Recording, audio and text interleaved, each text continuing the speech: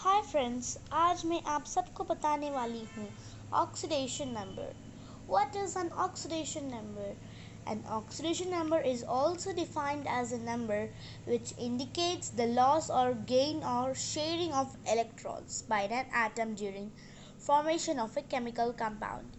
It is nothing but it can be a negative or positive or an zero charge on an atom of a compound. Come on, let's learn the 7 rules of the oxidation number. First, let me go with the rule number 1. What is rule number 1? The sum of oxidation number of all atoms should be 0. The first rule explains us that if we take any chemical formula and when we have to find the oxidation number, it has to always be 0. This is the first rule we have. For an example, if we take KMnO4, in KMnO4 we will find that the sum of oxidation should always be 0. So let's go to rule number 2.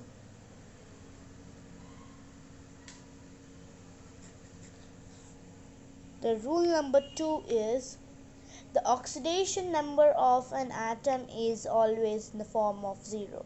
Element reactant. The oxidation number of an elementary form is always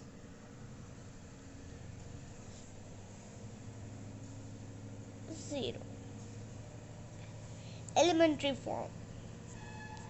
What is this elementary form? Elementary form is nothing but there is only one element, but it can be more.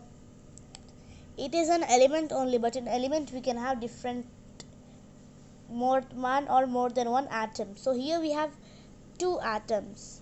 Here in O2 we have 2 atoms, but only oxygen, not combined with any other element.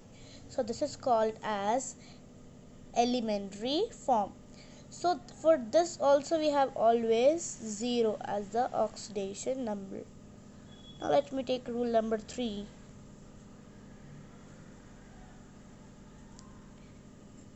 Rule number 3 tells that the alkali metals are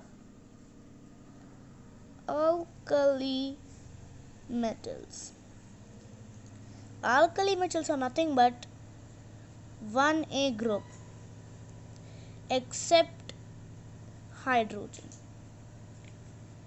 lithium, sodium, potassium, rubidium, cesium, and also francium, but francium is now a radioactive element, so we don't consider it. So for alkali metal, always the oxidation number is equals to 1. Only for alkali metals it is 1. So rule 3 tells that alkali metal has a 1A group metal exception with the hydrogen and francium. Hydrogen is not a metal and francium is a radioactive element. So always for alkali metals the oxidation number is 1. Now we take rule number 4. What is rule number 4? Rule number 4 is nothing the alkaline earth metals What are the difference between alkali metals and alkaline earth metals? This is alkali and this is alkaline earth metals. So here we have 2A group. So this oxidation number is always equals to +2. Here also +2. Here also +1. So alkali metals are 1A and alkaline metals are 2A. So here we have beryllium, magnesium, calcium, strontium, barium, also radium but not considered. So this is rule number 4. Rule number 4 tells about the alkaline. Alkaline metals are nothing but the 2A group metal exception with the radium. So now let's go to rule number 5. What is rule number 5? Come on, let's see here. Rule number 5 tells that in the hydrogen in its compound, if hydrogen is in any compound, always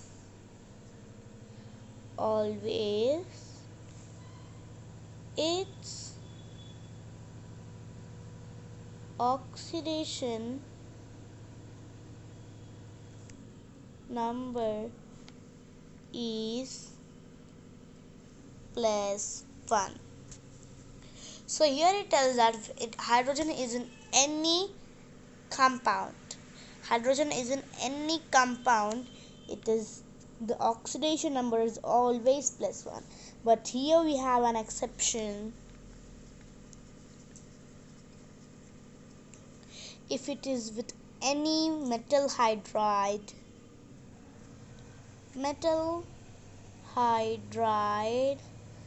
so it will be -1.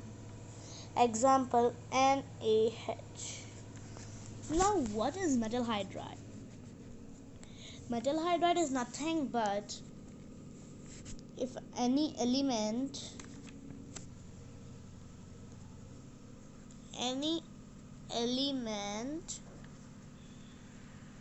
from group 1A, 2A, 3A group comes with hydrogen, the charge may change to -1 of hydrogen. So this talks about the rule 5. Now let's go to rule number 6. Rule number 6 tells us that the oxidation number of